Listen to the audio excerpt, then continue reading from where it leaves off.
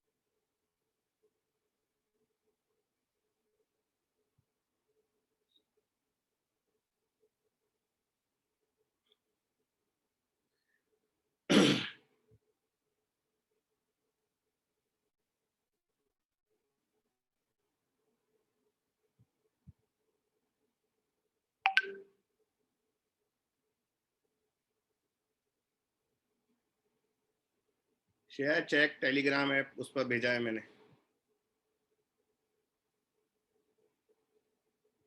Good morning, sir. Good morning बेटा, good morning. Good morning, sir. Good morning. तो आ गए सभी लोग, है ना?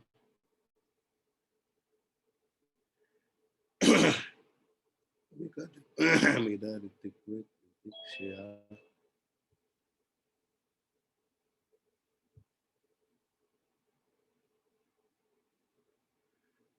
बच्चों आज कोई असाइनमेंट नहीं है तो हम लोग पढ़ना स्टार्ट कर देते हैं। Vector, perpendicular vector, coplanar vector, equal vector अभी हमने डिस्कस किया। अच्छा, कोप्लेनर डिस्कस नहीं किया, आज डिस्कस कर रहा हूँ। तो बच्चा लास्ट टर्न पर आप बता रहे थे कोप्लेनर वेक्टर वो होता है जिसमें दो से ज्यादा वेक्टर एक ही प्लेन में लाई कर रहे हो। तो दो वेक्टर से हम कोप्लेनर वेक्टर्स को डिफाइन नहीं कर सकते। तो कोप्लेनर वेक्टर्स को डिफाइन करने के लिए हमें तीन वेक्टर कम से कम लेने पड़ेंगे। कम से कम हमें 3 वेक्टर्स लेने पड़ेंगे, है ना बच्चों? मैंने वो क्या बोलते हैं, टेलीग्राम पर, एक मिनट बेटा होल्ड करो।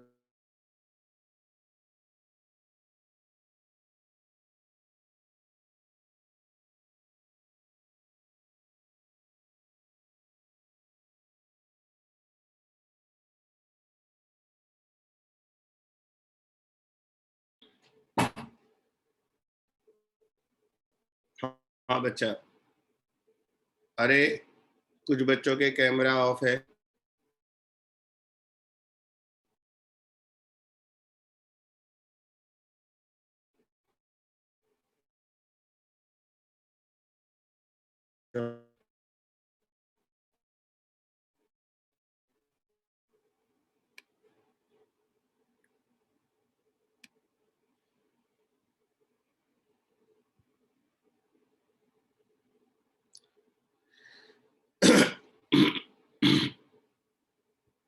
तो बच्चों आज दिक्कत तो नहीं आई ना आपको सुबह सुबह उठने में? आई है तो बताओ। मैं तो रोज उठ जाता हूँ। खैर बेटा मैं फिर से बोल रहा हूँ, ये सेंटेंस लिखो मैं जो बोल रहा हूँ। To define coplanar vectors minimum 3 vectors are required. To define coplanar vectors, minimum 3 vectors are required. तो बेटा 2 वेक्टर से हम कोप्लेनर वेक्टर डिफाइन नहीं कर सकते, हमें कम से कम 3 वेक्टर चाहिए।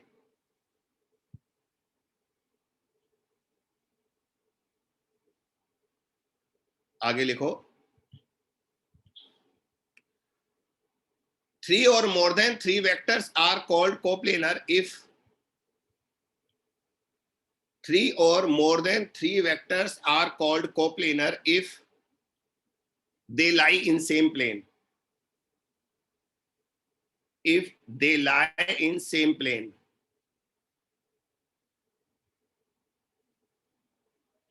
तो बच्चों अगर 3 वेक्टर सेम प्लेन में लाई कर रहे हैं तो वो कोप्लेनर होंगे। फॉर एग्जांपल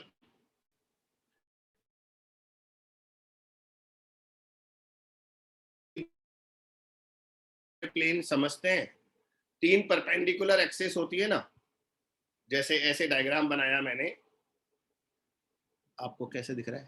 ये 3 फिंगर दिख रही होंगी। तो इसमें है ना, जैसे मान लो, एक मिनट रुको, एक फिंगर हम इसको एक्स एक्सिस मान लेते हैं, इसको वाई एक्सिस, और थंब को जेड एक्सिस मान लेते हैं।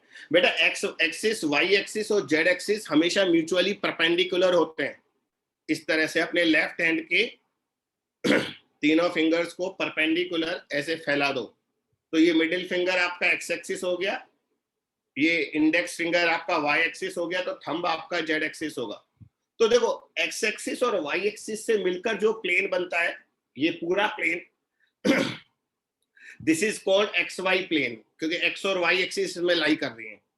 वाई और जेड एक्सिस से मिलकर जो ये प्लेन बनेगा ऐसे, है ना, ये देखिए ये जो प्लेन बनेगा this is called Y Z plane.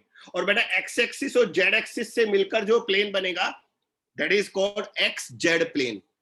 X Y plane वो होता है जिसमें एक्स एक्सिस और वाई एक्सिस लाई करती है और जेड एक्सिस उसके परपेंडिकुलर होता है। वाई जेड प्लेन वो होता है जिसमें वाई एक्सिस और जेड एक्सिस लाई करती हैं और एक्स एक्सिस उसके परपेंडिकुलर होता है। फाइनली एक्स जेड प्लेन वो होता है जिसमें एक्स एक्सिस और जेड एक्सिस लाई करती हैं और वाई एक्सिस उसके परपेंडिकुलर होता है। Got it? बच्चों एक्स वाई जेड स्टैंडर्ड नहीं है, आप इन तीनों फिंगर को कैसे भी घुमा लो, पर म्यूचुअली परपेंडिकुलर रहना बहुत जरूरी है। और आगे जाकर आपको बताऊंगा कि एक्स और वाई से जेड कैसे निकालते हैं, अभी थोड़ा टाइम है। तो बच्चों 3 vectors are called coplanar vectors if they lie in the same plane.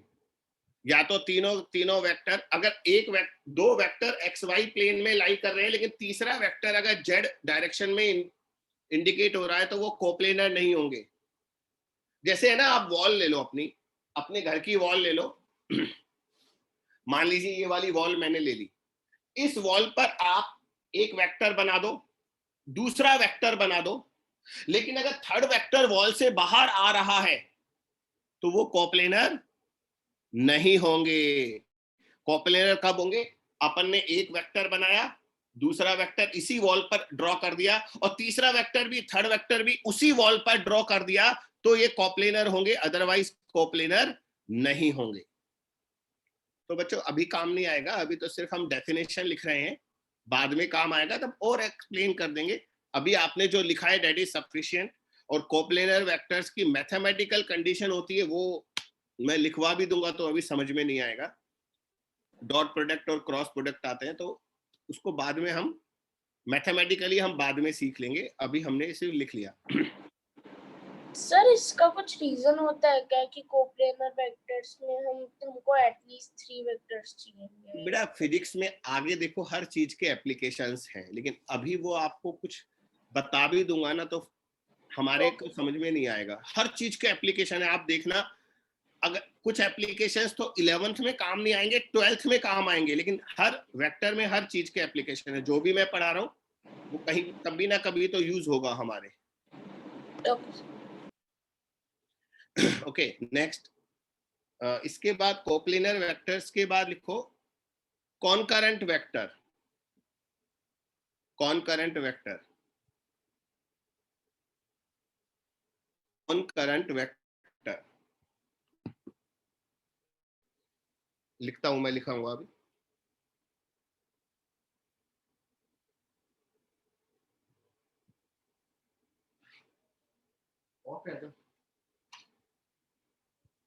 अरे वो यहाँ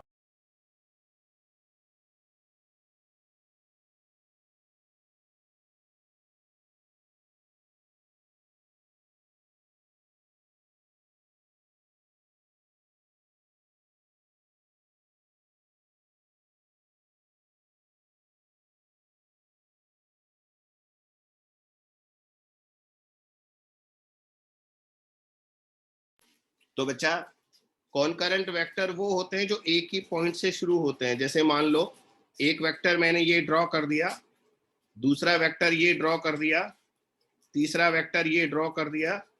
तो बेटा ये तीनों वेक्टर है ना, मान लेते हैं ये वाला वेक्टर ए है, ये बी है और ये सी है, पर जाकर मिल रहे हैं या एक पॉइंट से स्टार्ट हो रहे हैं, तो इन्हें कॉनकरेंट वेक्टर हम कहते हैं। बस कुछ ऐसी डेफिनेशंस हैं जो सिर्फ बोलने के लिए हैं, उनके ज्यादा अच्छे एप्लीकेशन नहीं है। तो दो कॉनकरेंट भी दो से डिफाइन तो नहीं होंगे, कम से कम तीन तो चाहिए। तो इसमें लिख लो vectors are called concurrent vectors if they start और end at a particular point. अगर एक पॉइंट से स्टार्ट होते हैं या किसी एक पॉइंट पर एंड होते हैं तो वो कॉनकरेंट वेक्टर होंगे बेटा।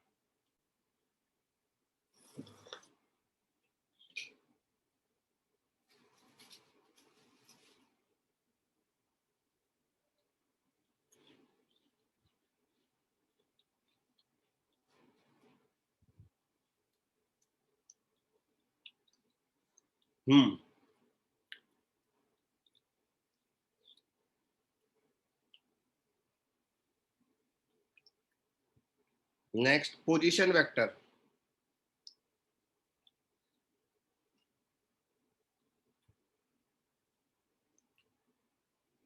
बेटा जैसे हम ये एक्स वाई प्लेन बना देते हैं, ये मैंने कोई एक्स वाई प्लेन बनाया, ये एक्स एक्सिस है, ये वाई एक्सिस है, और यहां पर कोई पॉइंट लिया मैंने येलो डॉट, ये ओरिजिन कहलाता है ना, this is called origin.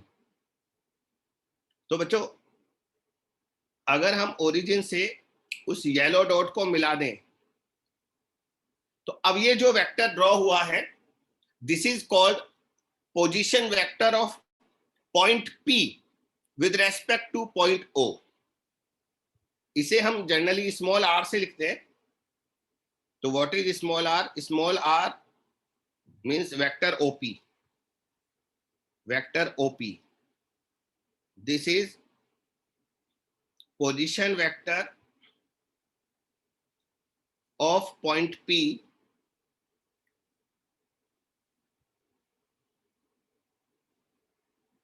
with respect to origin। तो बच्चों ओरिजिन के रेस्पेक्ट में पॉइंट P का एक पोजीशन वेक्टर हमने कैलकुलेट किया है। तो O वेक्टर, O पॉइंट से P पॉइंट को मैच करा दो, वो जो वेक्टर आएगा वो उसका पोजीशन वेक्टर होगा। और इसको लिखने का तरीका बाद में बताऊंगा जब आपको यूनिट वेक्टर में एक्सप्लेन कर दूंगा।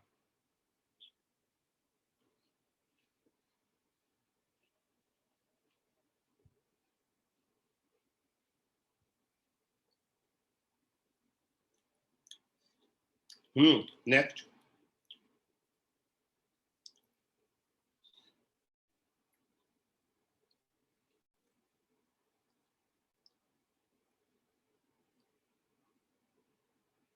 Unit vector.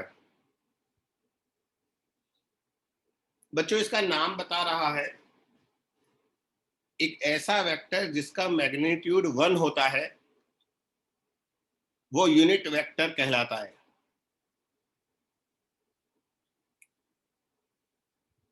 लिख तो लेते हैं, फिर एक्सप्लेन करूंगा। A vector which has magnitude equals to 1 is called unit vector.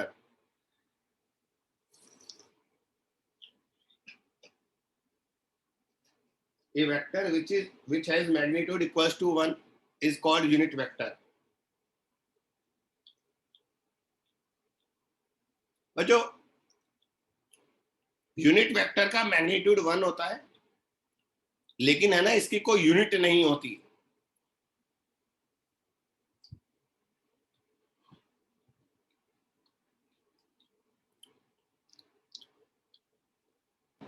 सो मतलब बता रहा हूं। सपोज मैंने एक वेक्टर लिखा, velocity of a body is 1 metre per second due east. बच्चों अभी अभी मैंने लिखाया एक ऐसा वेक्टर जिसका मैग्नीट्यूड 1 होता है वो यूनिट वेक्टर है। Is this unit vector? इसका मैग्नीट्यूड भी तो 1 आ रहा है।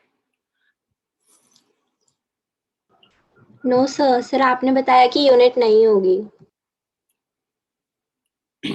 यस बच्चों, ये यूनिट वेक्टर इसलिए भी नहीं है क्योंकि दूसरा कोई स्टूडेंट इस 1 मीटर पर सेकेंड को 100 सेंटीमीटर पर सेकेंड भी तो लिख सकता है ना। तो पहले तो यूनिट दिख भी रहा था, अब तो यूनिट भी नहीं दिख रहा।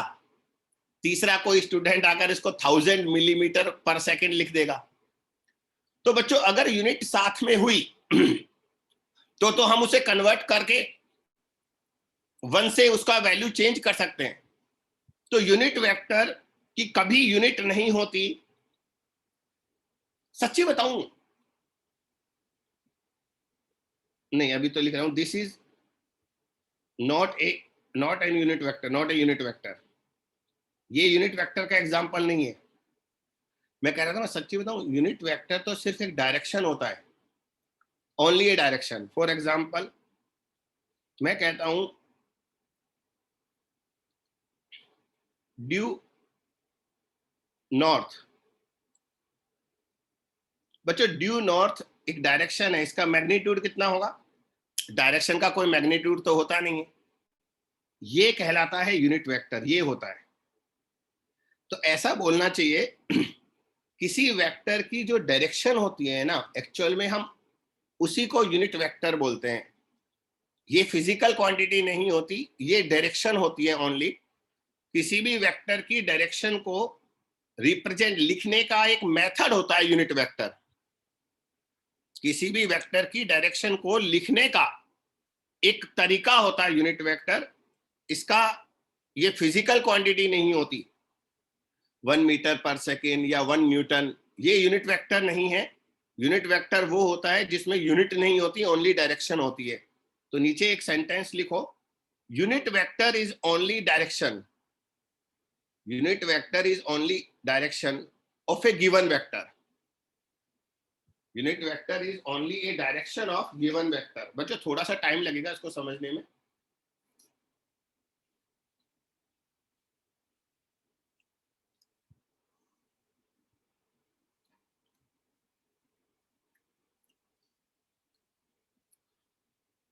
ड्यू नॉर्थ,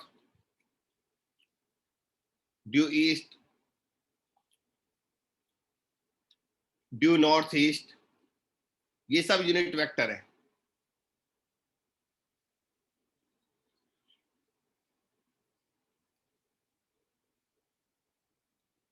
सपोज कीजिए आपको एक वेक्टर दिया जाए, 10 न्यूटन का फोर्स है,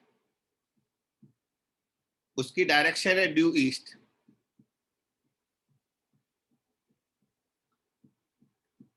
तो बच्चों इसमें ये तो इसका मैग्नीट्यूड है, ये इसकी डायरेक्शन है। तो फोर्स की जो डायरेक्शन है ना बच्चा, that is unit vector of force, वो इस फोर्स का यूनिट वेक्टर कहलाता है।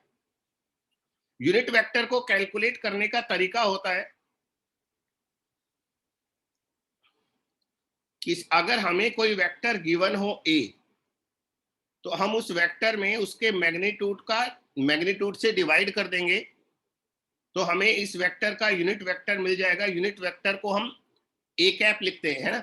ए लिख दिया, उसके ऊपर कैप का साइन बना दिया, कैप, तो ये यूनिट वेक्टर का सिंबल होता है, सिंबल।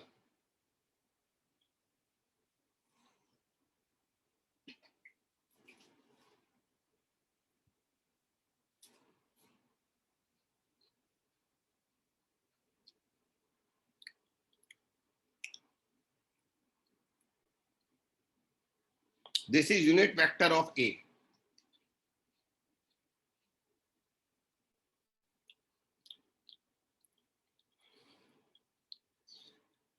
बच्चों, ऊपर जो फोर्स का एग्जांपल दिया था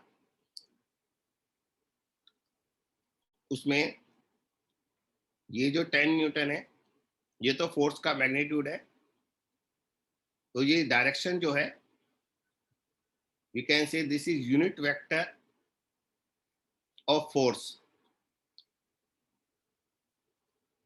तो अगर आपको फोर्स का यूनिट वेक्टर निकालना है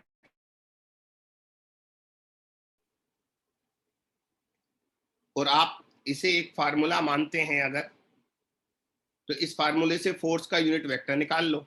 कैसे निकालोगे? फोर्स का यूनिट वेक्टर आएगा F cap vector F divided by magnitude of force. Vector F अपने कितना था? 10 न्यूटन ड्यू ईस्ट, और फोर्स का मैग्नीट्यूड कितना आएगा बच्चा? 10 न्यूटन। 10 न्यूटन से 10 न्यूटन कैंसिल हो जाएगा, तो ये बचेगा ड्यू ईस्ट। तो ओनली डायरेक्शन बचा, ये डायरेक्शन ही यूनिट वेक्टर है फोर्स का। तो अगर कैलकुलेट करना पड़े तो इस मेथड से हम बाद में कैलकुलेट कर लेंगे। तो बच्चों, यूनिट वेक्टर कोई फिजिकल क्वांटिटी नहीं होता, इसकी यूनिट नहीं होती, it is only a direction.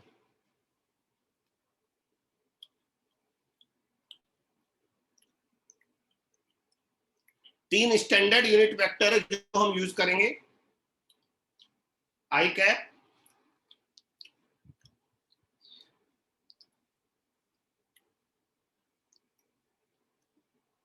I cap is unit vector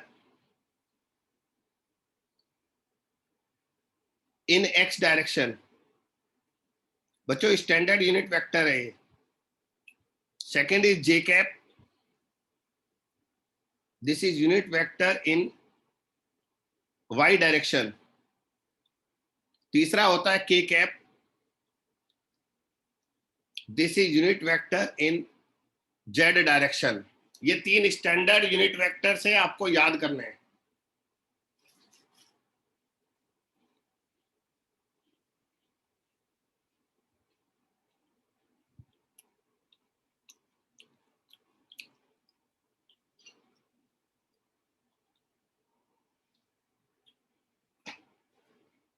कैसे यूज करते हैं?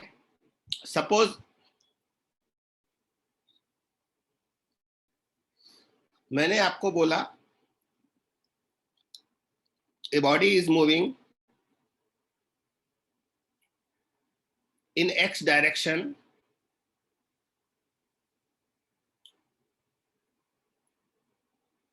with velocity 10 metre per second. तो बच्चों, पता है अब हम इसकी वेलोसिटी को कैसे लिखेंगे? अगर ड्यू ईस्ट या ड्यू वेस्ट या ड्यू नॉर्थ होता तो यहां लिखते ना 10 metre per second due east और ड्यू वेस्ट। लेकिन अब पता है डायरेक्शन को लिखने का तरीका क्या है? अब हम आगे आई कैप लगा देंगे। तो आई कैप लगाने से क्या पता लग गया कि हमारी बॉडी की जो वेलोसिटी है वो एक्स डायरेक्शन में है। कहां है? X direction. हाँ, आप इसे ऐसे भी लिख सकते हैं, 10 आई कैप पहले लिखकर और मीटर पर सेकेंड बाद में लिख सकते हैं, उसमें कोई प्रॉब्लम नहीं है। लेकिन बच्चों मीटर पर सेकंड से पता लग रहा है दिस इज वेलोसिटी, और आई कैप लिखने से पता लग रहा है दिस इज डायरेक्शन।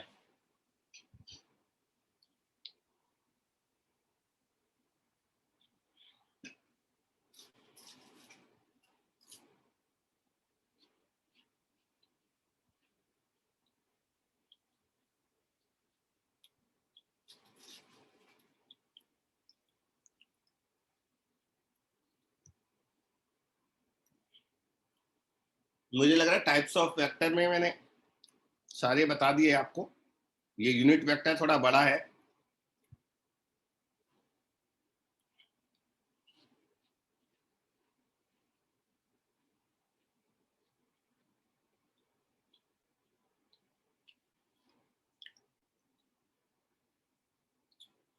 अब मेन पार्ट पर चलते हैं।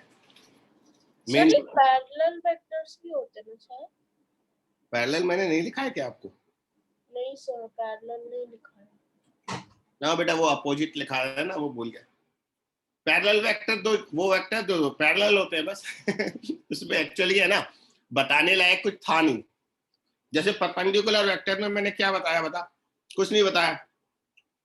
वो दो वेक्टर जिनके बीच का एंगल 90 डिग्री होता है वो परपेंडिकुलर वेक्टर होते हैं। तो पैरेलल वेक्टर वो होते हैं, लिख ही लेते हैं।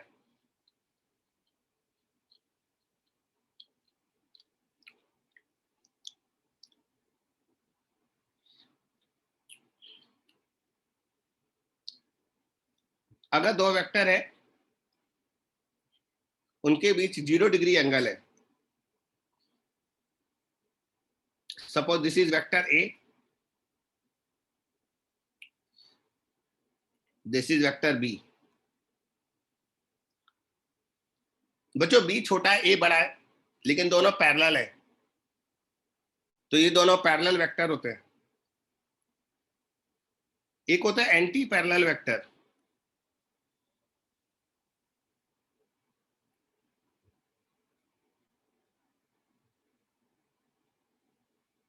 इन दोनों में 180 डिग्री का एंगल होता है, थीटा 180 डिग्री होता है।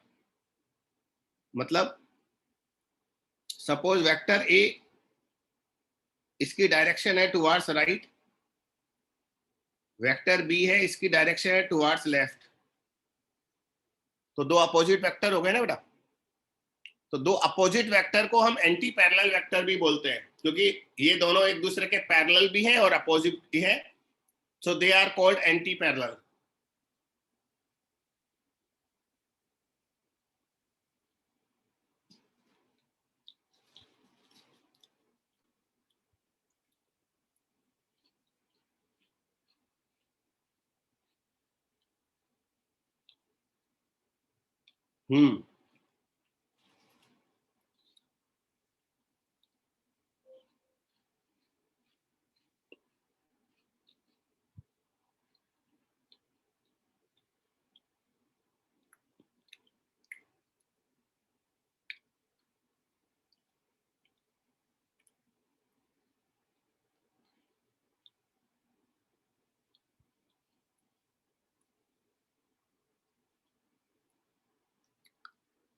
बच्चों ये दो वेक्टर मैंने ड्रॉ किए हैं।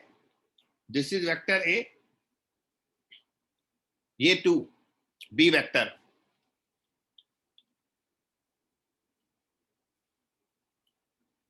कोई एक जना क्लास से चला गया क्या?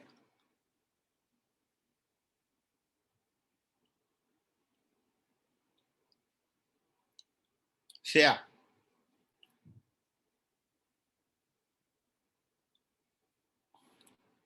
एक जना और भी कोई है गायब?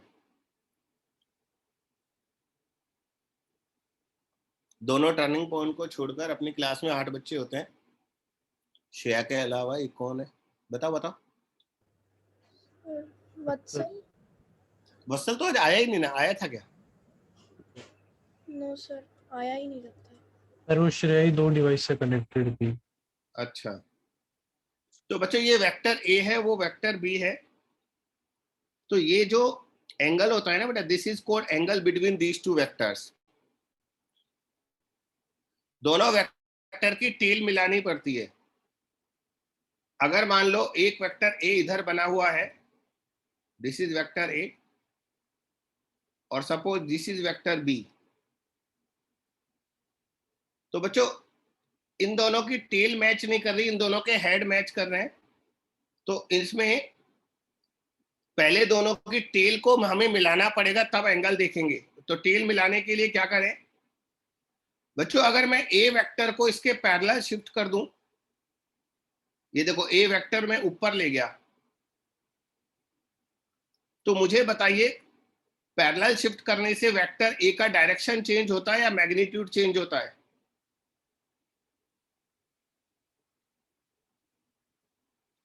ये ए सर वेक्टर कुछ को भी चेंज मैंने नहीं होता। पैरेलल शिफ्ट कर दिया, तो बेटा पैरेलल शिफ्ट करने से ए वेक्टर का ना तो मैग्नीट्यूड चेंज हुआ, देख लो लेंथ भी सेम है, और ना ही डायरेक्शन चेंज हुई।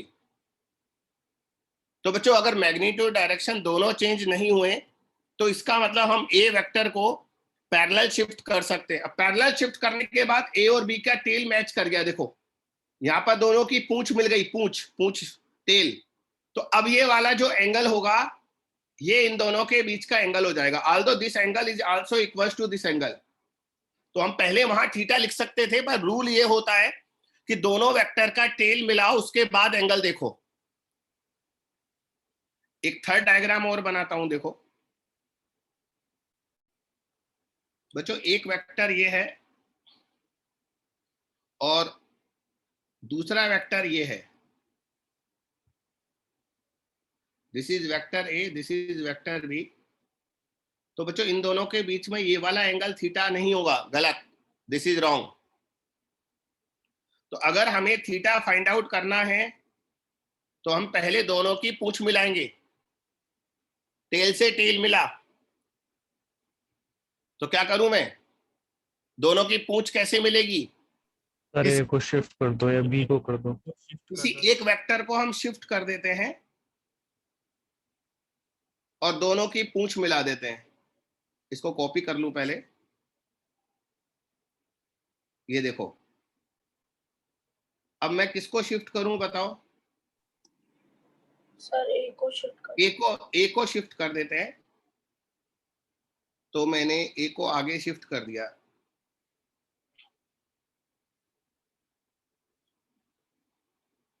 ये देखो ए सर तो वेक्टर। 180 minus theta. तो हाँ, नहीं हाँ, अगर मान लो ये एंगल 120 डिग्री है, तो बच्चों ये वाला एंगल 60 होगा ना?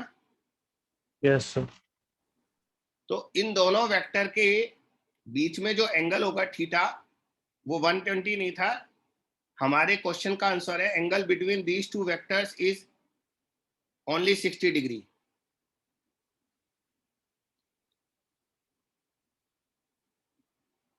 तो बच्चों दोनों की टेल मिलने के बाद आप एंगल कैलकुलेट करोगे, उससे पहले कैलकुलेट नहीं करोगे।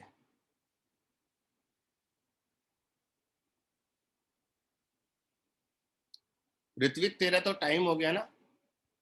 नहीं सर, आज सर क्लास नहीं ले रहे, उनके वैक्सीन लगी थी तो उनके शायद फीवर आ गया। आ गया, बुखार आ गया? Yes sir. अब कल ही लगवा कर आया क्या? यस सर, कल लगवाई थी, अब कल लेंगे क्लास 11 बजे। हाँ, कल मेरी बात नहीं हुई ना। चलो, तो बच्चा मैं एक डायग्राम बना रहा हूं, उसमें आपके लिए क्वेश्चन है, एंगल बताओ कितना आएगा। एक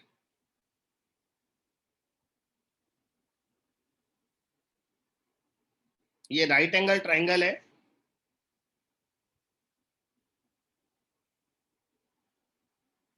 इसमें ये वाला एंगल 30 डिग्री है, ये वाला एंगल 60 डिग्री है। अब तीन वेक्टर बना रहा हूं, ये वेक्टर है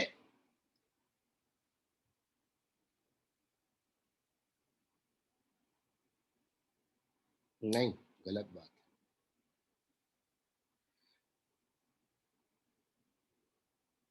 ये भी गलत बात हो गई। चलो, तो बच्चा ये वाला जो पहला वेक्टर है ग्रीन कलर का, दिस इज वेक्टर ए। इसका डायरेक्शन आप इसके एरो से देख लो। ये जो येलो कलर का दूसरा वेक्टर है, दिस इज वेक्टर बी। और ये रेड कलर का जो तीसरा वेक्टर है, this is vector C. Please arrow पर ध्यान देना, एरो इंपॉर्टेंट होता है।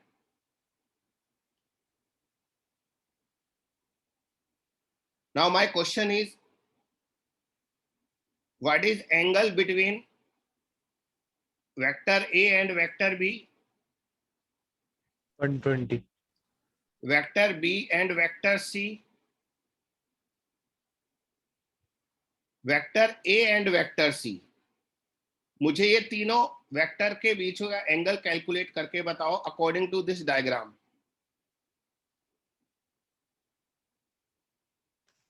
Sir, angle between A and B is 120 and angle between B and C is 150 and angle between A and C is 90. Okay, ए और B के बीच 120, B और C के बीच 150 और ए और सी के बीच 90। बाकी बच्चों को कैलकुलेट एक बार कर लेने दो।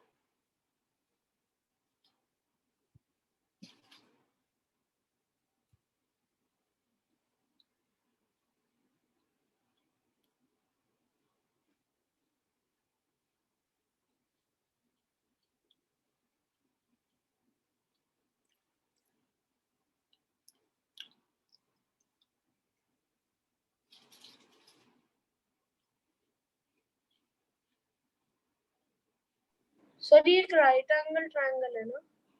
है बेटा? सर राइट एंगल ट्रायंगल है ना? मैं क्यों बताऊं, तुम बताओ। अगर ये 60 और ये 30 है तो ये कितना आएगा? हाँ सर ठीक है, 90। हाँ, तो मेरे बताए बिना भी पता लग रहा है ना राइट एंगल है, इसलिए पहले हमें खोजना चाहिए।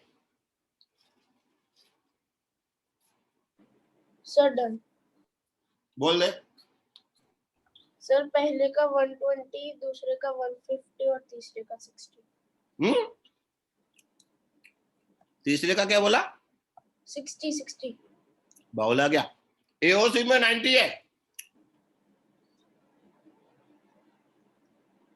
सर ऋत्विक क्या हो गया? Sir done. बेटा ए और सी Done. के बीच कितना है? सर 90। हाँ, 60 क्यों बोल रहा है? सर एक मिनट। नहीं बेटा, नींद आ रही है तेरे को। एक तो अविका को नींद आ रही है, बहुत अच्छी वाली नींद आ रही है इसको। नहीं सर, सर नो। सुबह सुबह उठकर चाय वाय पी लिया, हाँ सर चाय 90। पीते तो कुछ खा लिया करो, नींद चली जाएगी। तो बेटा ए और बी के बीच का एंगल है 120। तो अगर हमें ए और बी के बीच एंगल कैलकुलेट करना है तो हम दोनों की टेल मिलाएंगे। टेल मिलाने के लिए ए को मैं आगे शिफ्ट करूंगा ऐसे। बच्चों इस डायग्राम को बस मैं थोड़ी देर के लिए चेंज कर रहा हूं। जब हम ए को आगे शिफ्ट कर देंगे तो ये वाला जो एंगल होगा ना बेटा, ये ए और सी के बीच का एंगल होगा, ए और बी सॉरी। तो अंदर वाला अगर 60 है तो ये 120 हो जाएगा। ऐसे कैलकुलेट करते हैं।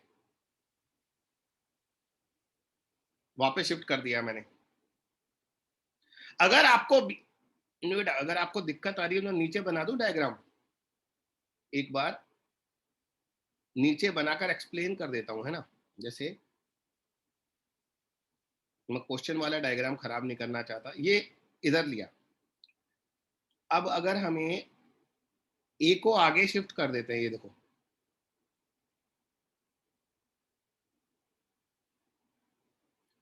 ये ए को मैंने आगे शिफ्ट कर दिया। तो बेटा अब हमें ए और सी के बीच, ए और बी के बीच का एंगल निकालना है। तो ये वाला एंगल होगा, क्योंकि देखो ग्रीन कलर और येलो कलर की टेल मैच कर गई ना। वो पहले वाला तो मिटा दो, ये वाली टेल हटा दो, पुरानी टेल है। तो बच्चों दोनों की टेल मैच कर गई तो अंदर वाला एंगल अगर 60 है तो बाहर वाला 120 होगा। टेल मिलने के बाद जो एंगल होता है ना दोनों के बीच का, वो थीटा होता है। बोलो यस और no. Yes sir. Yes sir. अब बी और सी के बीच का एंगल निकालते हैं। तो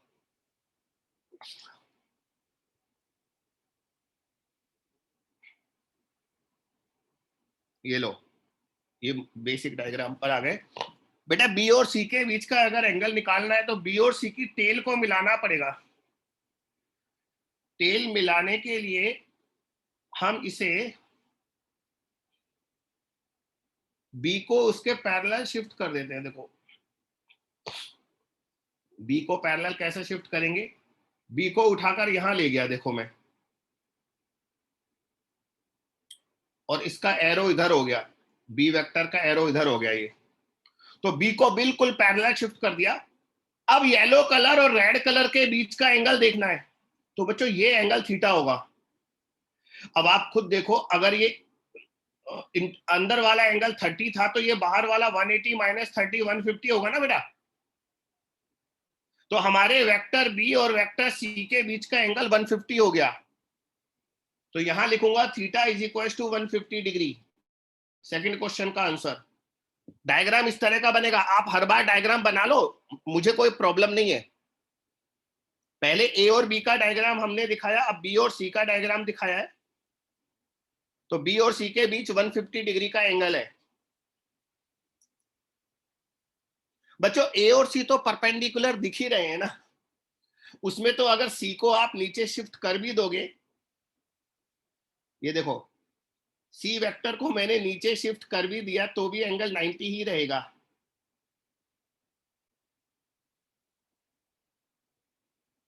ये वेक्टर सी है।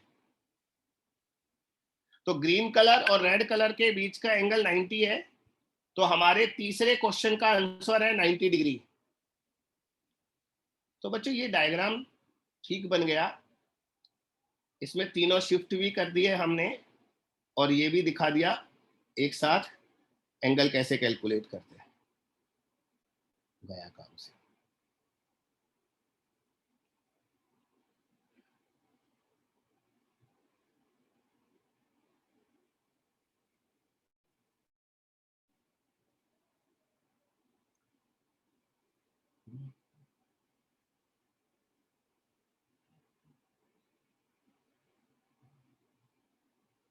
मैं जो कर रहा हूँ टाइम पास कर रहा हूँ, आप लोग अपना काम कर लो, बना लो डायग्राम।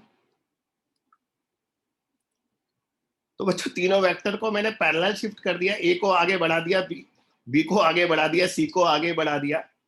तो ए और बी के बीच का एंगल ये हो गया 120, बी और सी के बीच 150 और ए और सी के बीच 90। तो ये डायग्राम बेटर है।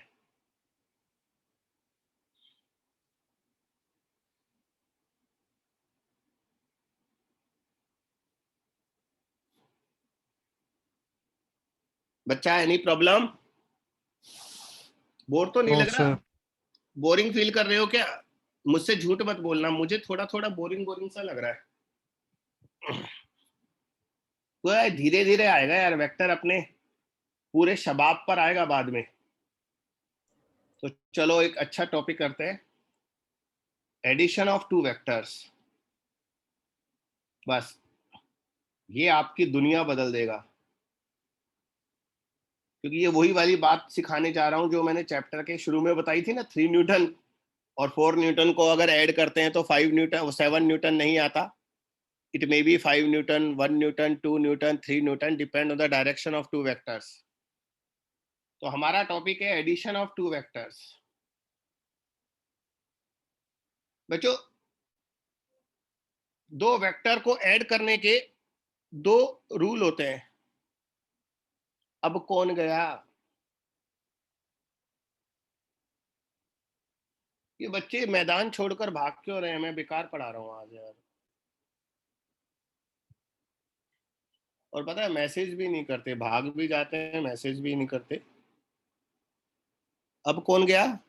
सर ऋत्विक गोयल। ऋत्विक गोयल। गोयल साहब भाग गए? गोयल साहब आज थोड़ा इनएक्टिव नजर आ रहे हैं। आवाज तो सभी की कम आ रही है। पता मुझे भी थोड़ा लग रहा है आज गला, सुबह जल्दी बोल रहा हूँ ना तो अभी पूरा खुला नहीं है, धीरे धीरे खुल जाएगा। बेटा दो वेक्टर को ऐड करने के दो लॉ होते हैं, लॉ ऑफ ट्राइंगल, दूसरा होता है लॉ ऑफ पैरेललोग्राम। इसमें पहले हम डिस्कस करते हैं लॉ ऑफ ट्राइंगल।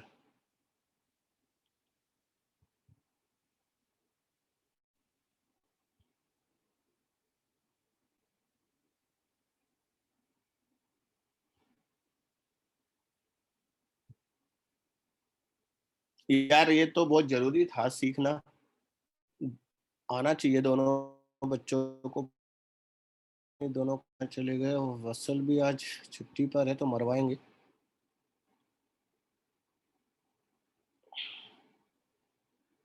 अरे आज की क्लास में रिकॉर्ड क्यों नहीं स्टार्ट हो रहा। रिकॉर्डिंग दिख रहा है ना? हाँ ठीक है। सर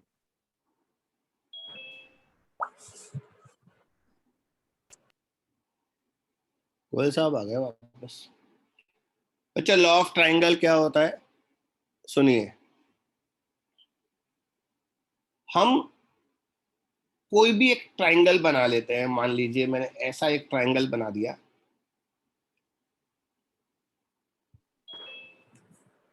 ये कोई ट्राइंगल बना दिया मैंने। बच्चों इस ट्राइंगल में सर मैं डिस्कनेक्ट हो गया था, आप वापस बता दोगे सर? बता नहीं क्यों पाया बता दूं? बोलकर गया था क्या डिस्कनेक्ट हुआ था? तो बोलकर जाना चाहिए ना, मैं डिस्कनेक्ट होने जा रहा हूँ। सर। वो वाईफाई अपना बंद हो गया सर। बेटा अभी नहीं पढ़ाया मैंने, तेरा वेट कर रहा था, अभी कुछ नहीं पढ़ाया, बस इतना बोला है एडिशन ऑफ टू वेक्टर्स। अब हम नया टॉपिक ले रहे हैं। ये एंगल तो निकाल लिए थे ना आपने? हाँ सर वो पूरा हो गया। हाँ, एडिशन ऑफ टू वेक्टर्स हम पढ़ने वाले हैं। दो वेक्टर को ऐड करने के बेटा दो लॉ होते हैं, law of triangle and law of parallelogram. बस अभी एक्सप्लेन नहीं किया, बस लिखा है मैंने। तो लॉ ऑफ ट्राइंगल को हम पहले डिस्कस करने वाले हैं, तो आप बिल्कुल सही टाइम पर आ गए। अब सुनिए बेटा, ये एक ट्राइंगल मैंने बनाया, इस ट्राइंगल में दो वेक्टर आपको मैं शो कर रहा हूं। पहला वेक्टर ये ग्रीन कलर से, दूसरा वेक्टर ये येलो कलर से। ये ग्रीन कलर वाला वेक्टर ए है, येलो कलर वाला वेक्टर बी है। अब बताओ थीटा कौन सा होगा? अंदर वाला एंगल थीटा होगा, इंटीरियर एंगल होगा, एक्सटीरियर एंगल थीटा होगा? एक्सटीरियर। करेक्ट, थीटा ये वाला एंगल होगा बच्चा, ये थीटा होगा, क्योंकि है ना ए का हेड और बी की टेल मिल रहे हैं। तो अगर मुझे ए और बी के बीच एंगल निकालना है तो ग्रीन वाले वेक्टर को मुझे आगे शिफ्ट करना पड़ेगा, और आगे शिफ्ट करने के बाद थीटा यही आएगा जो हमने लिखा है। According to law of triangle इन दोनों का जो रिजल्टेंट आएगा वो इस ट्राइंगल की थर्ड साइड के इक्वल होगा। रिजल्टेंट मींस एडिशन, एडिशन बेटा, ए प्लस बी। क्या कलरफुल डायग्राम है। आई रिपीट, अगर हमें ट्राइंगल की दो साइड्स, दो वेक्टर को रिप्रेजेंट करती है, जैसे ट्राइंगल की एक साइड वेक्टर ए हो गया, दूसरी साइड वेक्टर बी हो गया, तो बच्चा ट्राइंगल का जो थर्ड साइड होगा वो उन दोनों का एडिशन होगा। ट्राइंगल का जो थर्ड साइड होगा वो उन दोनों का एडिशन होगा, ए प्लस बी। लेकिन एक बात है, गौर से देखो, ए और बी एंटी क्लॉकवाइज दिख रहे हैं, लेकिन ए प्लस बी आपको क्लॉकवाइज दिख रहा होगा। यस, एरो देखो, एरो नहीं दिख रहा बेटा? दिख रहा है सर। इस साइकिल में ए और बी एंटी क्लॉकवाइज एरो है ना? हाँ, एंटी क्लॉकवाइज ही तो बोलते हैं हाँ इसे। सर दिख रहा है। लेकिन जो मैंने ए प्लस बी बनाया है, ए प्लस बी रेड कलर वाला, वो क्लॉकवाइज है, ये रूल के अंदर आएगा। तो अगर ए और बी एंटी क्लॉकवाइज हैं तो ए प्लस बी क्लॉकवाइज होगा, और ए प्लस बी वेक्टर की जो लेंथ आपको दिख रही है, रेड कलर की जो लेंथ दिख रही है, वो ए प्लस बी का मैग्नीट्यूड होगा, और जो रेड कलर के एरो की डायरेक्शन दिख रही है वो ए प्लस बी की डायरेक्शन होगी।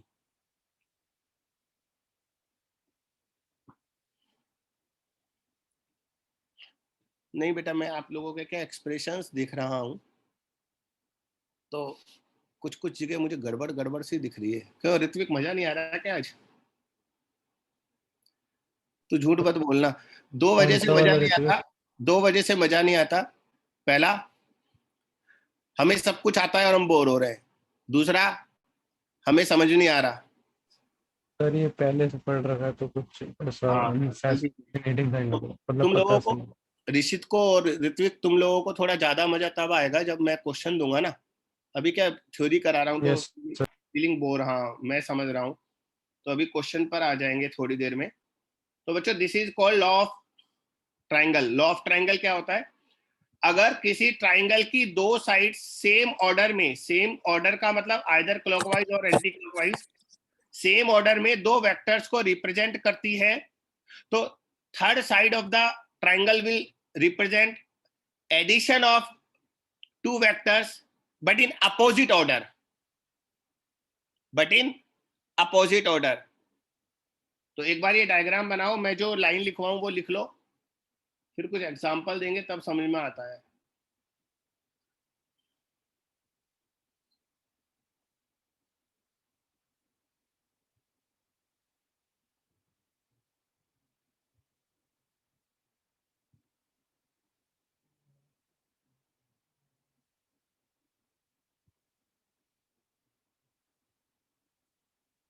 होता है यार, अभी एक्चुअली क्या, वेक्टर आपके लिए बहुत नई चीज है। कुछ जगह तो ऐसा लगेगा अंडरस्टूड है यार, इसमें क्या बताना है, कुछ जगह बिल्कुल लगेगा बहुत अलग है। तो ऋत्विक, नेट की वजह से तुमने बंद कर रखा है क्या अपना कैमरा? सर वो फोन से अभी किया हुआ, तो फोन से सर फिर एंगल सेट नहीं होगा, अभी जैसे ही वो चल जाएगा मैं उससे कर लूंगा। Okay.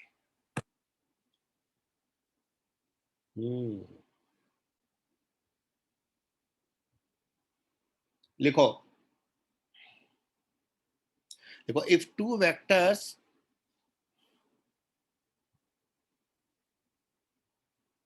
are given by two sides of a triangle,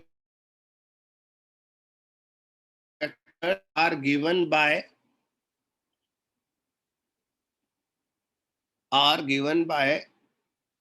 two sides of a triangle in same order, two sides of a triangle in same order,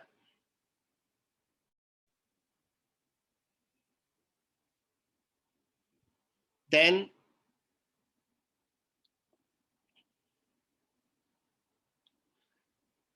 vector given by third side of the triangle, then vector given by third side of the triangle in opposite order,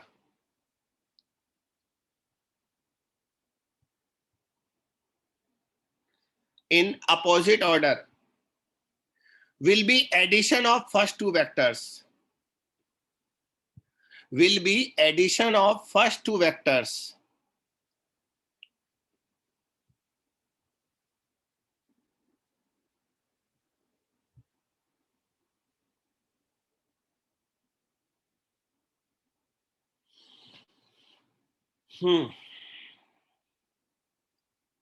जरा आप बताना, मैं आपसे कुछ पूछूंगा।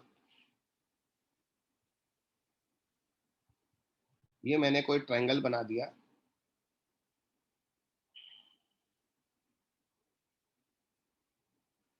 इस triangle में ये वेक्टर ए है,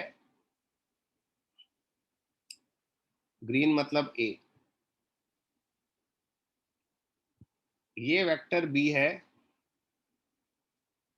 येलो मतलब बी, और एक रेड कलर से हम वेक्टर बना देते हैं एरो पर ध्यान देना, बिना एरो के वेक्टर नहीं होता। ये वेक्टर ए है, ये वेक्टर बी है और ये वेक्टर सी है। बच्चों अकॉर्डिंग टू ट्रायंगल रूल इनमें से दो वेक्टर का एडिशन तीसरे वेक्टर के इक्वल है। A plus C equals to B. Yes sir, A plus C is equal to B. निश्चित थोड़ा जल्दी बोलिए। हाँ, तो आपको यही बताना है जो आपने आंसर दिया है कि कौन से दो वेक्टर का एडिशन कौन से तीसरे वेक्टर के बराबर होगा। ABC 3 वेक्टर है ना बेटा अपने पास, तो अकॉर्डिंग टू दिस डायग्राम इन तीनों में दो वेक्टर का एडिशन किसी तीसरे वेक्टर के इक्वल है। तो हमें यही बताना है किन दो का एडिशन किसी तीसरे वेक्टर के, कौन से तीसरे वेक्टर के इक्वल है। तो आंसर तो आपके मिल चुका है, लेकिन बाकी लोग अपने ट्राई करो। मेधा, अविका, दिव्यंका, आप ट्राई करो। ऋत्विक ने आंसर बोल दिया था, ऋषित ने बोल दिया था। मैंने बोल दिया। अच्छा और तेरी मैंने बोला था। अच्छा तुमने बोला। भैया गड़बड़ हो जाती है मुझसे, तो आवाजें अभी बहुत क्लियर नहीं समझ में आ रही। Yes तो बेटा sir. According to triangle law of triangle, आपको वो दो वेक्टर सर्च करने जो सेम ऑर्डर में है। आप देखो ए कैसा है एंटी क्लॉकवाइज, बी कैसा है क्लॉकवाइज, तो सेम ऑर्डर नहीं हुआ, लेकिन सी एंटी क्लॉकवाइज है। बेटा क्लॉकवाइज और एंटी क्लॉकवाइज समझ तो रहे हो ना आप लोग? क्लियर बोल देना, देखा छुपाना मत वरना दिक्कत हो जाएगा। हाँ सर समझ। आ रहा है ऐसे समझ। मुझे नहीं कि क्लॉकवाइज और एंटी क्लॉकवाइज क्या मतलब है। नहीं आ रहा समझ में? अरे तो बोल ना। देख बच्चा, जैसे मैंने ये कोई ट्रायंगल बनाया है ना, जैसे सर्किल में नहीं होता, ये सर्किल हम बनाते हैं तो सर्किल में ये वाला एरो एंटी क्लॉकवाइज होता है, क्योंकि हमारी जो क्लॉक है वो कैसे टर्न करती है, हमारी जो क्लॉक है ना वो इस डायरेक्शन में उसकी नीडल मूव करती है, तो ये क्लॉकवाइज डायरेक्शन कहलाता है। तो ये डायरेक्शन क्लॉकवाइज कहलाती है और इसके अपोजिट ये वाली डायरेक्शन एंटी क्लॉकवाइज कहलाती है, क्योंकि क्लॉक के एंटी मूव करता है, एंटी क्लॉक। तो बच्चों इस वाले ट्रायंगल में ये एरो और ये एरो तीनों एंटी क्लॉकवाइज है। लेकिन अगर मैं एरो ऐसे बना देता ना, ऐसे इधर इधर और इधर, तो ये तीनों क्लॉकवाइज एरो है, क्योंकि क्लॉक की डायरेक्शन में चल रहे हैं ये। मेरा यस सर समझ आ गया। श्योर? यस सर हाँ। ठीक है बच्चा।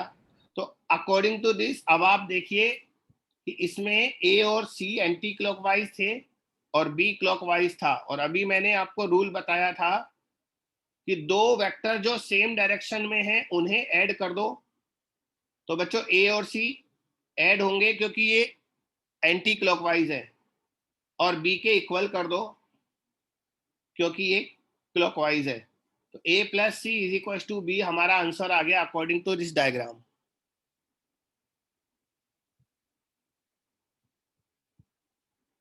चलो एक और डायग्राम बनाते हैं।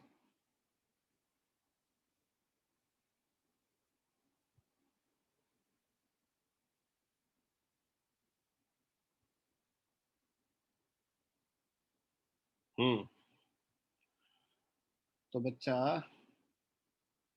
इसमें ये वेक्टर ए है ग्रीन कलर वाला, ये वेक्टर बी है येलो कलर, और ये वेक्टर सी है रेड कलर। जरा ए बी सी में तीनों में रिलेशन बताना क्या आएगा। ऋषित एक बार just wait A plus B equals to minus C. एक मिनट बच्चों को वेट करते हैं। सर इसमें तो कोई रिलेशन नहीं है। हाँ कोई रिलेशन नहीं है ऋत्विक। तो आपको याद है मैंने आपको अपोजिट वेक्टर बताया था, अगर हम किसी वेक्टर को रिवर्स कर दें तो वो माइनस हो जाता है। तो हाँ आप सर। काम कर सकते हैं, इसमें से किसी एक वेक्टर को अगर आप रिवर्स कर दें तो वो है ना ट्रायंगल लो फिर कन्वर्ट हो जाएगा। A किसी plus B equals to minus C. हाँ, किसी भी एक वेक्टर को आप रिवर्स करके उसे माइनस लिख दो, फिर उसके अकॉर्डिंग ट्रायंगल लॉ लगा दो। दिव्यंका बोलो। सर मुझे समझ नहीं आया, फिर से बताओगे क्या? अरे किसी भी एक वेक्टर को अपोजिट कर दो, क्योंकि हमें दो क्लॉकवाइज और एक एंटी क्लॉकवाइज चाहिए, या दो क्लॉकवाइज और दो एंटी क्लॉकवाइज और एक क्लॉकवाइज चाहिए। मेरे डायग्राम में तीनों क्लॉकवाइज दिख रहे हैं मुझे, तो एक को तो उल्टा करना पड़ेगा ना। किसी को भी उल्टा कर दो, मैं है ना सी को रिवर्स कर देता हूँ। बच्चों इस डायग्राम को मैं दूसरे डायग्राम में कन्वर्ट कर रहा हूँ, एक बार देखो, इसको कॉपी करके बाजू में सर तो फिर वो a plus B C equal to minus C आ जाएगा। हाँ वही आंसर है मेरा बच्चा, आंसर भी वही है अब जो तुमने बोला। इधर देखो बच्चा, सेकंड डायग्राम में मैंने क्या किया, एरो को रिवर्स कर दिया, रेड कलर वाले वेक्टर के एरो को रिवर्स कर दिया। बेटा एरो को रिवर्स करने से वेक्टर अपोजिट हो गया, और अपोजिट अगर हो गया तो अब ये सी नहीं हुआ, ये माइनस सी हुआ।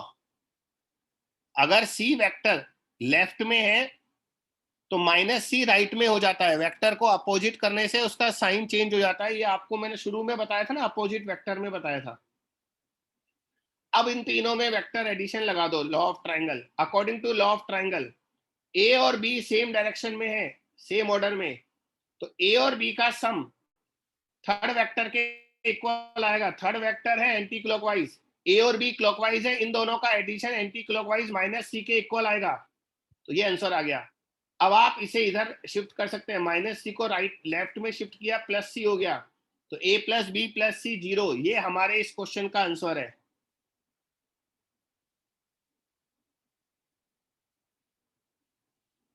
बेटा मुझे जल्दी नहीं है आगे जाने की, इसलिए आप आराम से इसको समझो। Yes sir, okay. तो मैंने जो डायग्राम दिया था बच्चा, पहले उस डायग्राम को हमने कन्वर्ट किया दूसरे डायग्राम में, उसमें मैंने एक वेक्टर सी को अपोजिट कर दिया। अच्छा अगर आप सी को अपोजिट करने की जगह किसी दूसरे को अपोजिट कर दो तो भी रिजल्ट सेम आएगा। Yes sir. देखो अगर हम बी को अपोजिट करेंगे तो बी को उल्टा करने से कौन से दो वेक्टर फिर ऐड होंगे? a plus C is equal to minus B.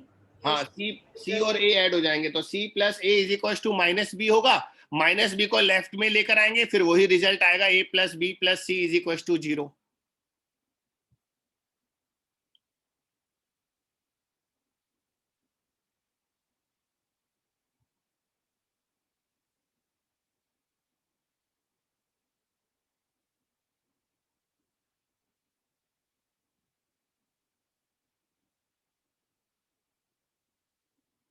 Okay Yes, sir. Okay yes sir.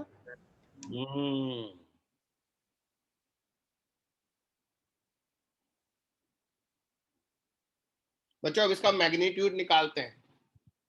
अगर हमें वेक्टर ए गिवन हो, वेक्टर बी गिवन हो, और उनके बीच का एंगल गिवन हो, तो सी वेक्टर का जो वैल्यू है वो कैसे निकालेंगे, अब हम उस पर मूव कर रहे हैं। तो लिखो बच्चों, a plus b is also called, addition of two vectors is also called resultant vector, है ना। हम लोग रिजल्टेंट वर्ड काफी यूज करेंगे। तो रिजल्टेंट का मतलब होता है addition. Addition of two vectors is also called resultant vector, लिख लो।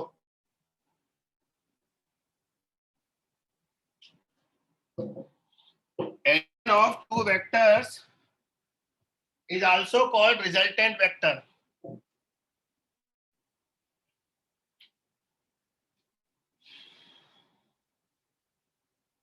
दो वेक्टर का एडिशन उनका रिजल्टेंट भी कहलाता है। तो हम है ना ये भी बोल सकते हैं a plus B is are.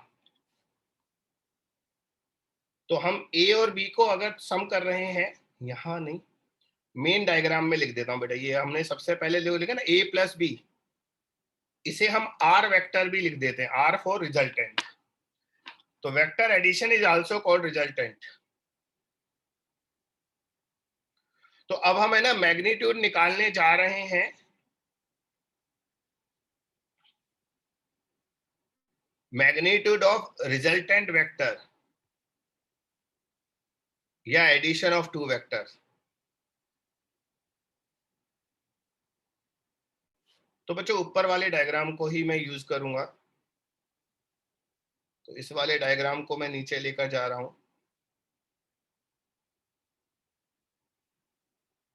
मुझे वेक्टर ए गिवन है, बी गिवन है, ग्रीन कलर का लेंथ गिवन है, येलो कलर का लेंथ गिवन है, और रेड कलर का लेंथ मुझे निकालना है।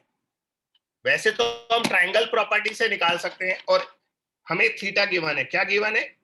जो गिवन है वो बता रहा हूं। Length of vector A given है, ये magnitude. Length of vector B given है एंड थीटा गिवन है, और इन तीनों वैल्यूज की हेल्प से मुझे लेंथ ऑफ रेड लाइन यानी कि आर निकालना है। तो सोचिए कैसे कैलकुलेट करूंगा मैं। है कोई तरीका? मैथमेटिक्स में सीखा होगा आपने पक्का कभी सर ना एक कभी। फॉर्मूला ही होता है। फॉर्मूला तो डिराइव करेंगे हम, होता नहीं है।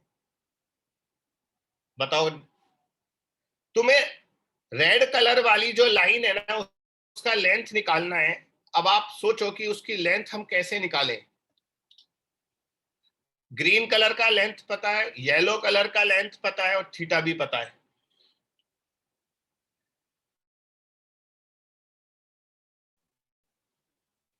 कोई बात नहीं, शुरू करते हैं बच्चों। सर ये एक लाइन मैंने मिला दी है बेटा। हाँ, पाइथागोरस लगाएंगे बिल्कुल। उसके लिए पहले राइट एंगल ट्राइंगल हमें ड्रॉ करना पड़ेगा। बच्चों एक मिनट रुकना, मैं ना इसे P लिख देता हूं, इसे Q लिख देता हूं, ये R और ये S। तो PS square plus RS square is equal to PR square. ये इक्वेशन सही है गलत है? Yes sir. Yes sir. Sir सही है।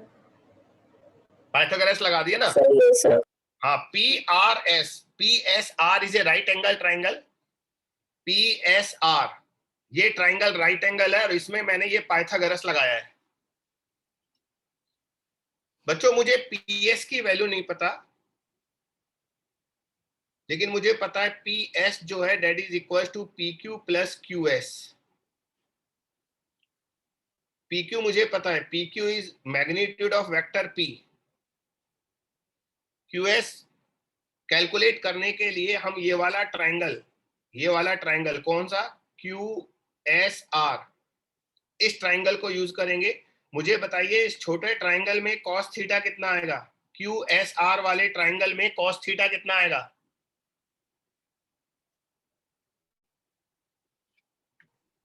RS upon QS।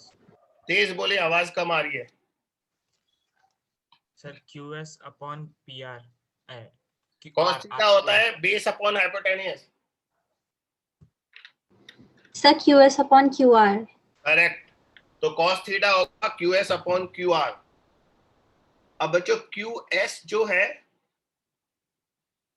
वो मुझे कैलकुलेट करना है, तो क्रॉस मल्टीप्लाई कर दो, तो QS होगा QR इंटू कॉस थीटा। और बच्चों QR जो है that is magnitude of vector B। तो QR को मैंने मैग्नीट्यूड लिख दिया इंटू कॉस थीटा, और ये वैल्यू यहां शिफ्ट कर दी। इधर देख, तो बाद में कॉपी कर लेना। तो यहां पर QS की वैल्यू लिख रहा हूं B cos theta, B cos theta. तो बच्चों मेरे पास PS निकल आया, PS। अब मुझे क्या निकालना है? मुझे RS निकालना है ना, RS भी तो नहीं पता। तो बच्चों RS निकालने के लिए सेम ट्राइंगल में QSR में, इस वाले ट्राइंगल में साइन थीटा लिखो, क्या आएगा बताओ? इस ट्राइंगल में साइन थीटा क्या आएगा? RS by QR। RS by QR, correct. और QR जो है that is magnitude of B, cross multiply कर दो, तो RS आएगा magnitude of B into sine theta. तो बच्चों PS और QR दोनों निकाल दिए मैंने, सॉरी PS और RS, ये दोनों वैल्यू इस वाले इक्वेशन में पुट कर दो। इस वाले इक्वेशन में पुट कर दो ये दोनों वैल्यू। तो बच्चों पी एस कितना है? पी एस है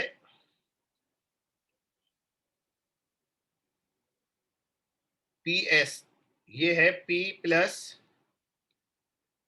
पी नहीं, ये पी मैंने क्यों लिख दिया? पी एस, यही होगा, आपने पी लिख दिया गलती से। सॉरी सॉरी बेटा, वो ये लिखना था मुझे, पी लिख दिया मैंने ए, और तो कहीं गलत नहीं लिखा ना मैंने? हाँ, तो ये आएगा A plus B cos theta. तो पी एस को मैं लिख रहा हूं ए प्लस बी कॉस थीटा, और इसका स्क्वायर करना है बेटा, है ना? पी एस स्क्वायर था plus R S. R S मैंने कितना निकाला? बी साइन थीटा, तो इसको लिख दिया मैंने बी साइन थीटा, इसका square is equal to P S.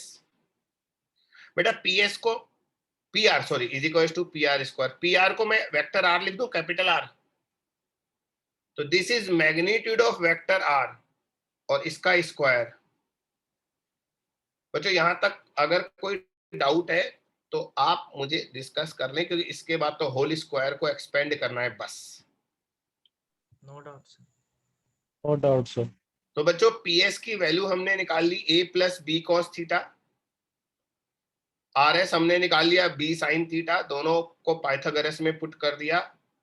अब इसे सॉल्व कर लो बच्चा, तो ये आएगा A square plus B square cos square theta plus 2, एक मिनट, 2ab cos थीटा। बेटा ये a प्लस बी का होल स्क्वायर लिखा है मैंने, है ना? Plus B square sine square theta is equal to R square.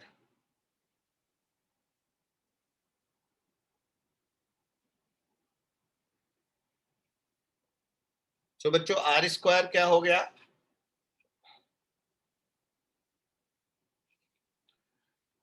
Solve करो बेटा। ये B square cos square theta plus B square sine square theta में अगर मैं बी स्क्वायर कॉमन ले लूं तो अंदर बचेगा cos square plus cos square theta plus sine square theta, and cos square theta plus sine square theta 1 होता है। तो अंदर क्या बचेगा? Vector A square plus, vector नहीं, magnitude of A square plus B square. बेटा cos square theta plus sine square theta 1 हो गया, प्लस 2ab cos थीटा। तो ऋत्विक आप है ना इस वाले फार्मूले की बात कर रहे होंगे।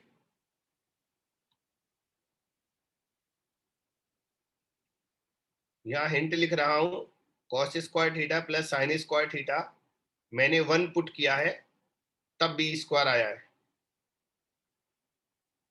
गोयल साहब कहां चले गए आप? हाँ सर, हूँ यहीं पे। अब बेटा इसका है ना बोथ साइड स्क्वायर रूट ले लो, तो अंदर आएगा magnitude of A square plus magnitude of B square plus 2ab cos theta.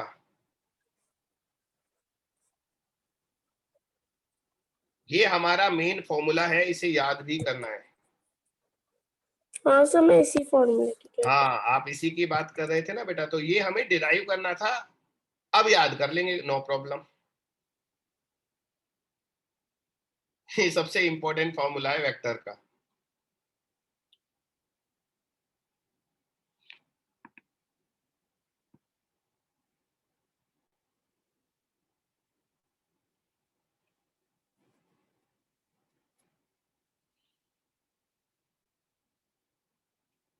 Time हो गया क्या हमारी क्लास का? पता नहीं, आज तो मुझे भी लग रहा है कि यार बहुत अच्छी चीजें आज अभी छूट गई हैं, अभी नेक्स्ट लेक्चर में होने वाली हैं। तो बड़ा कलरफुल काम हुआ है। तो बच्चा अभी तो इसे कॉपी कर लो और फिर मुझे, मैं रुक जाता हूँ, ज्यादा लंबी क्लास फिर एक है ना क्वेश्चन करके जाएंगे यार, अभी इस पर एक क्वेश्चन लेते हैं।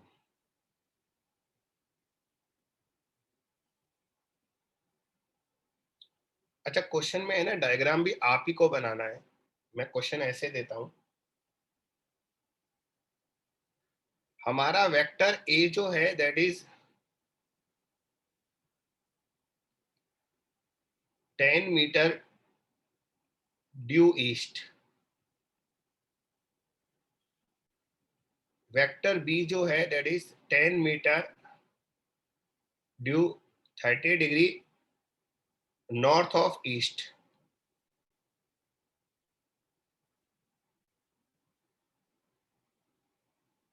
नहीं रुको,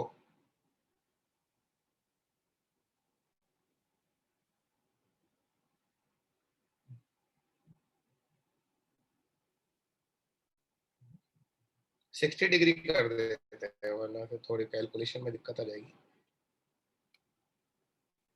हाँ, तो बच्चों आप बताइए रिजल्टेंट वेक्टर का मैग्नीट्यूड कितना आएगा। तो मैं, आप है ना पूरा डिराइव मत करो, जस्ट यूज दिस फॉर्मूला, लेकिन इस फॉर्मूले को यूज कैसे करोगे वो मैं देखना चाह रहा हूं।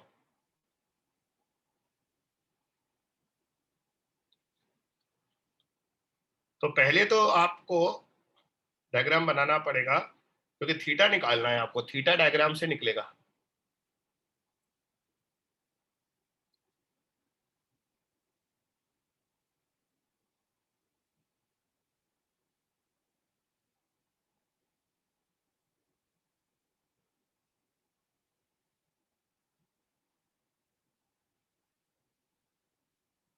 बच्चों है ना, एक एक दो बच्चों की रिक्वेस्ट पर कल मैं है ना एक मोशन की क्लास लेने वाला हूँ। मोशन मतलब मोशन, कोचिंग वाला मोशन नहीं, मोशन मतलब फिजिक्स वाला मोशन। वो आगे पढ़ाऊंगा मैं, इस क्लास में भी पढ़ाने वाला हूँ, पर कुछ बच्चों के टेस्ट में आ रहा है। तो आप लोगों को और लेनी है तो मुझे मैसेज करना कि सर हमें भी मोशन की क्लास लेनी है, तो मैं है ना फिर आपको टाइमिंग सेंड कर दूंगा। कल संडे है ना, कल करना है।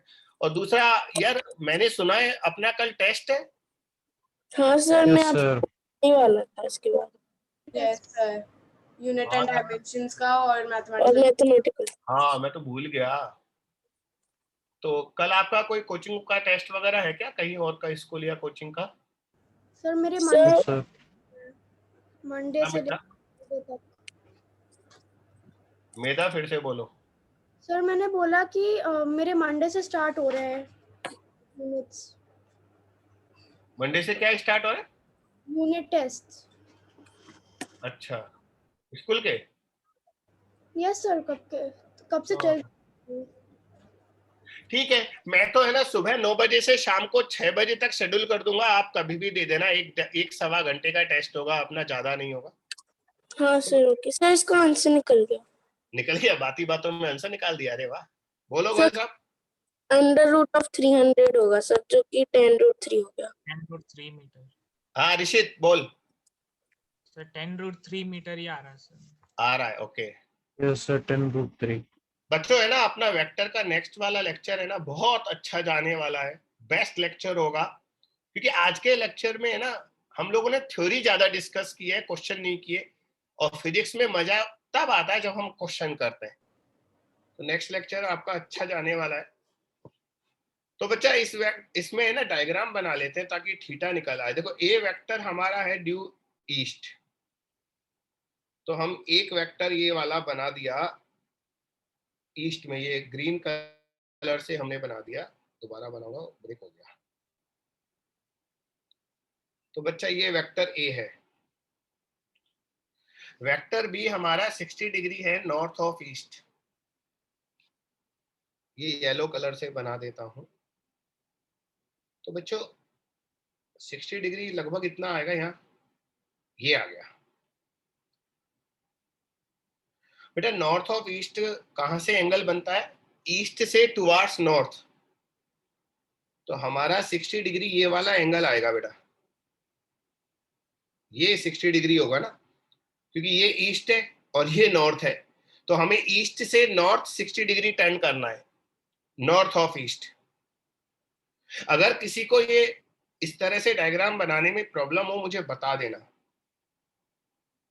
बच्चों according to law of triangle इन दोनों का जो रिजल्टेंट होगा वो ये रेड कलर वाली लाइन होगा, एरो इधर आएगा, प्लीज एरो का ध्यान देना। This is resultant vector of A and B. फिलहाल तो अपन को फार्मूला लगाना है, थीटा हमें मिल ही गया, तो रिजल्टेंट वेक्टर आएगा अंडर रूट ए स्क्वायर। तो बच्चों ए स्क्वायर मतलब magnitude of A, magnitude of A हमारा 10 था, plus B square plus 2ab, A और बी दोनों 10 है, कॉस थीटा और थीटा 60 है। अब बच्चों इसे सॉल्व तो आप कर ही दोगे, तो पहला 100, दूसरा 100, तीसरा 100, क्योंकि cos 60 हाफ होता है, 2 से 2 कैंसिल हो जाएगा, तो बच्चों ये √300 आएगा। √300 को हम 10√3 लिख देते हैं, अंदर 100 आएगा ना, उसको बाहर ले लेंगे, तो ये हमारा आंसर आ गया। चलो चलते चलते जाते जाते एक क्वेश्चन हमने कर लिया, बाकी क्वेश्चन पर कराऊंगा। अभी तो लॉ ऑफ पैरेललोग्राम भी पढ़ाना है, और अभी तो इसकी डायरेक्शन निकालनी है। अभी रिजल्टेंट वेक्टर का मैग्नीट्यूड निकाला है, डायरेक्शन नहीं निकाली, तो अभी हम रिजल्टेंट का डायरेक्शन भी निकालेंगे, फिर लॉ ऑफ पैरेललोग्राम बताऊंगा, फिर बहुत सारे क्वेश्चन कराऊंगा। कल टेस्ट दो, और कल अगर मोशन की क्लास चाहिए आपको तो मुझे मैसेज करना, मैं आपको टाइमिंग सेंड कर दूंगा क्लास के।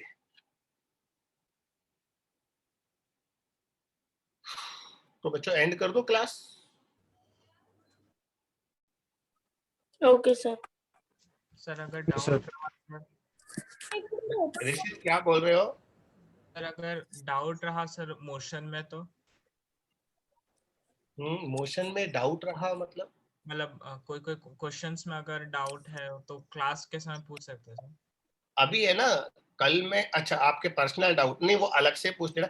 कल जो मैं मोशन की क्लास लूंगा ना, वो थोड़ा सुपरफिशियल क्लास होगा, बस मुझे मोशन क्या होता है, वेलोसिटी, यूनिफॉर्म वेलोसिटी और एवरेज वेलोसिटी, एक्सेलरेशन, और एक ग्राफ वगैरह, ग्राफ से हम कैसे वेलोसिटी एक्सेलरेशन निकालते हैं, तो फास्ट फॉरवर्ड क्लास होगा वो।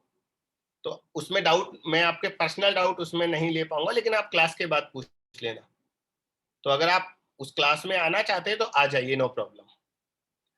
तो आप पहले अपनी, है ना, कंसेंट मुझे भेजेंगे, हाँ सर मुझे क्लास लेनी है, तो फिर मैं आपको टाइमिंग सेंड करूंगा। ठीक है सर। और बच्चों हमारी नेक्स्ट क्लास अब कब होगी? ट्यूसडे को, टाइमिंग 6:30 ही रहेगा, ये ध्यान रखना। तो कृपया अलार्म लगा लें अभी से आप। चलिए बच्चा, बाय।